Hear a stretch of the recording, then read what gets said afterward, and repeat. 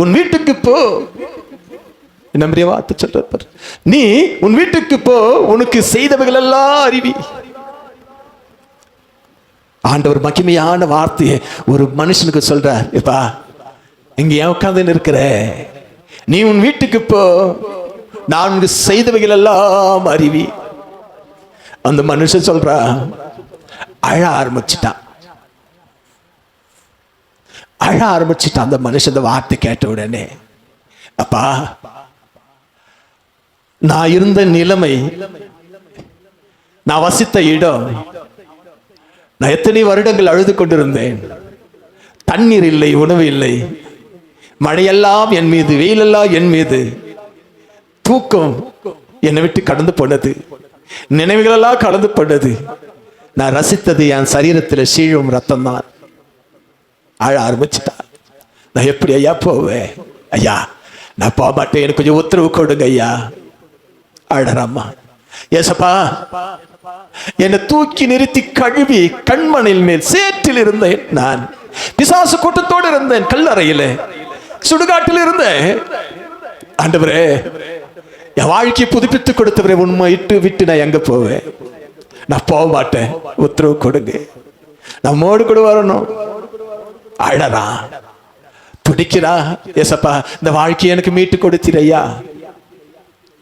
ஏசப்பாவும் கரம் என்னை தொட்டு என்னை கழுவி, என் சரீரமெல்லாம் பிளந்து விட்டது, ரத்த காயங்கள், என் முடியெல்லாம் பயங்கரமா இருந்தது. ஆடை இல்லை, ஆடை இல்லாதவனாய் அரமனிதனாய் வாழ்ந்து கொண்டிருந்தேன். என் கூக்குரல யாரும் கேட்கல, நீ கேட்டு கடந்து வந்தியே. நான் என் வீட்டுக்கு போக மாட்டேன், என் இனத்தாரிடத்தில் போக மாட்டேன், எனக்கு உத்தரவு கொடுங்க. நீ எங்க போனாலும் நான் வருகிறேன், நீ படகுல ஏறினா நானும் வருகிறேன், உன்னோடு என் வாழ்க்கை ஒப்பு கொடுக்கிறேன். கதறனான், கண்ணீர் விட்டான், துடித்தான். ஆண்டவர் அவனை பார்த்து சொன்னார், இல்லையப்பா, நீ போ. உன்னை தேடாதவர்கள் இருப்பார்கள், உன்னை நினைக்காத இருப்பார்கள், உன்னை வெறுத்தவர்கள் இருப்பார்கள், உன்னை சேற்று தள்ளப்பட்டவர்கள் இருப்பார்கள், உன்னை ஏளனம் செய்தவர் இருப்பார்கள், புறக்கணித்தவர் இருப்பார்கள், செத்து போய்ட்டால் என்று மறந்து விட்டவர்கள் இருப்பார்கள். நீ உன் வீட்டுக்கு போய் உன் இனத்தார் இடத்துல நான் செய்த அற்புதத்தை அவர்களுக்கு சொல்லு. எடுத்து வாசி. மார்க் எழுதிய சுவிசேஷம் 5ஆம் அதிகாரம் 19வது வசனத்தை நீ எடுத்து வாசி பையன் சொன்னான். உன் வீட்டுக்கு போய், இயேசு அவனுக்கு உத்தரவு கொடாமல், நீ உன் இனத்தார் இடத்தில் உன் வீட்டுக்கு போய் கர்த்தர் உனக்கு இறங்கி உனக்கு செய்தவைகள் எல்லாம் அவர்களுக்கு அறிவு என்று சொன்னார். அவன் யார் தெரியுமாமா? லேகியோனால் பிசாசுல பிடிக்கப்பட்டு கல்லறையில் இருந்த ஒரு மனுஷன். அவனை பார்த்து சொல்றா, வாழறா, நான் போக முடியாத ஆண்டவரே, எனக்கு ஜீவனை கொடுத்தவர் நீர், ஒரு மனுஷனா நிலைநிறுத்தவர் நீர், என் சரீரத்தை மாற்றிய வாழ்க்கையை மாற்றினவர் நீர். இன்னைக்கு யார் சொல்றோம்? யார் சொல்றோம்? எசப்பா, நான் உலையான சேற்றில் இருந்து என்னை தூக்கினீரே, நான் பயங்கரமான கொடியில் இருந்தேன், என்னை தூக்கி கண்மலை நிறுத்தினீரே. யாருமா சொல்றோம்? வாய் வயிறு பார்த்துக்கின்னு போயிடுறோம். என் அன்பு சகோதரா, என் அன்பு சகோதரியே, இந்த மனுஷன் கேட்கிறான். 18வது வசனம் வாசியம்மா. அதுக்கு ஆண்டவர் இடத்துல கேட்கிறா, ஏசப்பா, நீ போன்னு சொல்றீங்களப்பா ஆண்டவரே என்று விழுந்து அழறான், பதறி போறான், துடிக்கிறான், வயிற்றில மாறலி அடித்துக்கிறான்.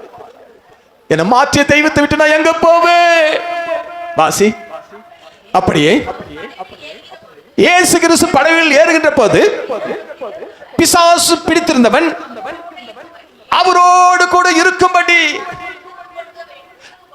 நான் எங்க போவேன் ஆண்டவரே, அவனோடு கூட இருக்கும்படி அவரை உத்தரவு கொடுக்கும்படி வேண்டிக் கொண்டான். ஆமென். ஹல்லேலூயா, ஹல்லேலூயா. என் அன்பு தேவ பிள்ளைகளே, இது பரிசுத்த நாள். என்னை உளையான சேற்றிலிருந்து தூக்கினார், எனக்கு ஜீவனை கொடுத்தார், பாதுகாத்தார், நல்ல வாழ்வாதாரத்தை கொடுத்தார், இந்த பூமியில் ஒரு முகாந்தரத்தை கொடுத்தார். இந்த நாள் அவருடைய நாள், அவரோடு கூட தான் போவேன். யார்கிட்ட வந்து சொன்னியா? வாழ்வாதாரத்தை உளையான சேற்றிலிருந்து தூக்கினீர் ஆண்டவரே, ஒளியான சேற்றிலிருந்து தூக்கினீர் ஆண்டவரே, உண்மை விட்டு நான் எங்க போவேன்? உத்தரவு கொடுங்க, உத்தரவு கொடுங்க ஆண்டவரே. கேட்கிறான் பார், கெஞ்சிறான் பார். என் அன்பு தேவ பிள்ளைகளே, ஆண்டோடைய வார்த்தை புரட்டி போடலாம. ஆண்டு சொல்லிட்டு இருக்கிறாரு, நீ போ, நீ யார் என்று அங்க அடையாளம் காட்டு. நீ இயேசு கிறிஸ்து பாதத்தில் இருந்தபடினால உன்னுடைய நிலைமை குறித்து சொல்லு, உனக்கு செய்த காரியத்தை குறித்து சொல்லு, நீ போ என்று அனுப்பினார். என் அன்பு தேவ பிள்ளைகள், எத்தனை பேருக்கு நீ சுவிசேஷத்தை சொல்லி இன்னைக்கு ஞாயிற்றுக்கிழமைமா கொஞ்சம் துரிதமா கிளம்புன்னு யாருக்கிட்ட அவனுக்கு பகிர்ந்துக்கினியா? என் அன்பு சகோதரியே, என் அன்பு சகோதரா, பகிர்ந்து கொள்ள மாட்டாய். என் அன்பு பிரியமானவர்களே, நம்மளெல்லாம் ரட்சிக்கப்பட்ட பிள்ளைகள், நம்மளெல்லாம் கேட்ட இயேசுவின் பிள்ளைகள். என் அன்பு பிரியமானவர்கள், எந்த மனுஷன் பாரு, கல்லறையில் இருந்த மனுஷங்கிட்ட சொல்றாரு, நீ உன் இணைத்தார் வீட்டுக்கு பாப்பா, உன் வீட்டுக்கு பாப்பான்னு சொன்னாரு. அவன் அதை தான் செஞ்சிருக்கணும். இவன் என்ன செய்யறான்?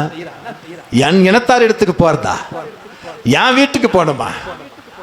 நான் எத்தனை வருஷங்கள் கல்லறையில் விழுந்து புரண்டு கொண்டு இருந்தேன், என்னை வந்து பார்க்கல, விசாரிக்கல, தூரத்தில் இருந்தா நான் என்னை கண்டு காணல, நான் ஏன் ஆண்டவராக போனோம் என்று அறிந்து தெக்கப்போலி நாட்டில் ஒரு நாடு, ஒரு பட்டணத்தில் அவன் இறங்கி ஆண்டவர் செய்த அற்புதத்தை டோரா சொல்லிட்டு கடந்து போனானே. கரங்களை தட்டி கர்த்தரை மகிமைப்படுத்துங்களே. என் அன்புக்கு பிரியமானவர்களே, வேத வசனம் இப்படி சொல்லப்படுகிறது. நீ எடுத்து நீ வாசி 20வது வசனம். அந்தபடி அவன் போய் இயேசு தனக்கு செய்தவர்கள் எல்லாம் தெக்கப்போலி என்னும் நாட்டில் பிரசத்த பண்ண தொடங்கினான். எல்லோரும் ஆச்சரியப்பட்டார்கள். பக்கத்து வீட்டில் இருக்கிறவங்களை கூட நம்ம சுவிசேஷம் சொல்ல முடியல. உளையான சேற்றிலிருந்து ஆண்டவர் தூக்கினார் என்று மார்த்தட்டி சொல்றோம், முழக்கமிட்டு சொல்றோம், வீராபவாசனத்தை எல்லாம் பேசுறோம். இந்த மனுஷனுக்கு நீ நாட்டில் போயிட்டு எல்லோருக்கும் சொல்லுன்னு சொல்லி அமிச்சாரா?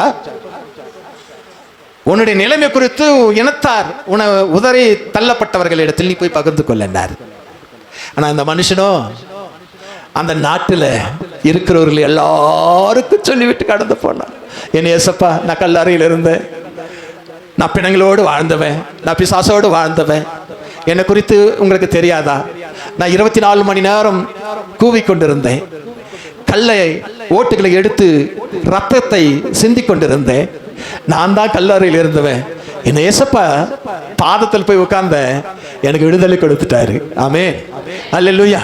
கேட்டவங்க எல்லாம் ஆச்சரியப்பட்டு இருப்பாங்களா இல்லையா? இவன் அப்படித்தானே இருந்தான், இப்ப எப்படி தெளிவா வர்றான்? இவன் தெளிவு இல்லையா அவனுக்கு? உன் பிள்ளைகளுக்கு தெளிவு இல்லையா? உன் வீட்டில் யாரோ ஒருவருக்கு தெளிவு இல்லையா? தெளிவில்லாது வாழ்ந்து கொண்டு இருக்கிறார்கள். ஏதோ சாப்பிட்றோம், போறோம், ஏதோ சரீரம் பெருக்குது, ஏதோ ஒரு மனுஷன் ஆம்பளை ஆயிட்டா, பொம்பளை ஆயிட்டா, தெளிவில்லாத வாழறா, உலக சேத்துல உருண்டு வாழறா. தெளிவில்லாதுன்னா இந்த மனுஷன் 15வது வசனம் வாசி. இயேசுவினிடத்தில் வந்து லேகியோனால் பிடிக்கப்பட்ட பிசாசு பிடித்திருந்தவன் வஸ்திரம் தரித்து உட்கார்ந்து, என்ன தெரிஞ்சுதான் எல்லாம் வாய்த்தான் சொல்ல. எப்படி தெளிவில்லையே, தெளிவில்லையே, தெளிவில்லையே, மந்தமா இருக்குது, மந்தமா இருக்குது. யாரு கிட்ட வந்தா தெளிவு வரும்? இப்ப சொல்லு. ஏசப்பா கிட்ட வரணும், தெளிவடியும். ஆண்டவருடைய வேத வசனம் சொல்லப்படும், தெளிவடைந்தான். எப்படிப்பட்டவன்? தேசமே பிரமித்துக் கொண்டிருந்தது. அந்த சைடை போக மாட்டாங்க, அந்த பகுதியை போக மாட்டாங்க, சுடுகாட்டுக்கே போக மாட்டாங்க, நோக்கி பார்க்க மாட்டாங்க. ஆண்டவர் சொல்றார், தெளிவடையணுமா உன் பிள்ளைங்க, உன் கணவன் தெளிவடையணுமா, உன் மனைவி தெளிவடையணுமா, உன் சகோதரிகள், உன் குடும்பங்கள் தெளிவடையணுமா? இயேசுவின் பாதத்தில் வந்து உட்காராத தெளிவராது. என் அன்பு பிரியமானவர்களே, தேவனுடைய வார்த்தை இப்படி சொல்லப்படுகிறது. தெளிவடைந்தான், தெளிவடைந்தான் அழறான். நான் போக மாட்டேன் ஆண்டவரே, என் இனத்தார் வீட்டுக்கு போக மாட்டேன் ஆண்டவரே, என் சொந்தங்கள் இடத்துக்கு நான் போக மாட்டேன். நீ செய்த அற்புதத்தை இந்த நாட்டு முழுவதும் அவன் சாப்பிட்டானம்மா, அவன் தண்ணி குடிச்சானம்மா, ஒரு மனுஷனா ஒரு 10 நாள் இருந்தா கூட அவன் தெளிந்து இருப்பாம்மா, சரீரம் தெளிந்திருக்கும். ஆனா ஏசப்பா இடத்துல இருந்து அவன் தெளிஞ்சிட்டான், எல்லாம் முடிச்சிட்டாரு ஆண்டவர்.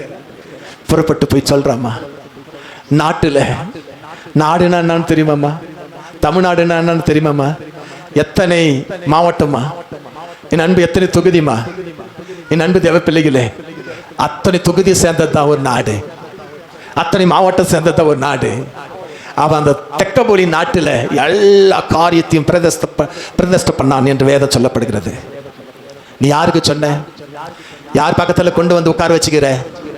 தெளிவில்லையா? உலக டாக்டர் இடத்தில் போவோம். என் ஆண்டவரே, நான் எங்க போவேன்? இந்த நாள் உம்முடைய நாள் ஆண்டவரே. என் ஆத்துமாவை பார்த்து சொல்றான், அவன் ஆத்துமாவை பார்த்து சொல்றான், என் ஆத்துமாவை கலங்காது, திகழாது, அழாதுன்றான். எடுத்து வாசிமா அந்த வசனத்தை. சங்கீதம் 43 கடைசி வாசி. என் ஆத்துமாவே, அவன் கேட்கிறான் பாரு, நான் ஒளியான சேற்றில் இருந்தேன், பாதாள குழியில் இருந்த தூக்கி நிறுத்தினார் ஆண்டவர். நீ ஏன் அழற? என் ஆத்துமாவே, நீ ஏன் கலங்குகிறாய்? ஏன் எனக்குள் திழங்குகிறாய்? உன்னுடைய டியூட்டி என்ன? உன் வேலை என்ன? வாய் அப்பா கிட்ட, என் அப்பா பாதத்தில் உட்காரு, உனக்கும் தெளிவு வரும். உன்னை சுமந்து கொண்டு இருக்கிற எனக்கும் தெளிவு வரும். கரங்களை தட்டி கர்த்தரை மகிமைப்படுத்துவேன். ஆண்டவரை நோக்கி காத்துரு. அப்பதான் நீ காத்திருந்தாதான் நீ ஒரு வழி, நான் ஒரு வழியில் போன. உலகத்தில் நீ போய் தேவனிடத்தில் நான் போன ஒன்றும் முடியாது. வருமானப்பட்டாதான் எல்லாம் முடியும். அந்த வசனம் பாரு, என்னம்மா சொல்லு, வாசித்த. நீ உட்கார்ந்து வெயிட் பண்ணியானா என் முகம் எப்படி இருக்குது? தொழுது போயிருக்கு. என் முகம் எப்படி இருக்குது? ரொம்ப டல்லா இருக்குது. ஏகப்பட்ட கவலை இருந்தால் தான் அப்படி இருக்கும். ஏகப்பட்ட சுமை இருந்தால் தான் அப்படி இருக்கும். ஏகப்பட்ட பாரம் இருந்தால் தான் அப்படி இருக்கும். ஐயோ, இது எப்போ நடக்கும், அது அப்போ நடக்கும் ஒரு நினைவோடு நீ வாழ்ந்து கொண்டு இருந்தால் தான் அப்படி இருப்பேன். ஒரு திக் என்று உன் மனம் பதறிக்கொண்டு இருந்தால் தான் அப்படி இருப்பேன். இந்த மனுஷன் அப்படி இருந்தவன், நீ வெயிட் பண்ணு, எனக்கு என் முகத்துக்கு என்ன வருதா? எல்லா வாயத்தை சொல்லி என் முகத்துக்கு ரட்சிப்போம், நான் இன்னும் துதிப்பேன். அல்லேலூயா, அல்லேலூயா. என்னம்மா சொல்லி முடிக்கிறா? என்னம்மா சொல்லி முடிச்சா? என் தேவனை நான் இன்னும் துதிப்பேன்.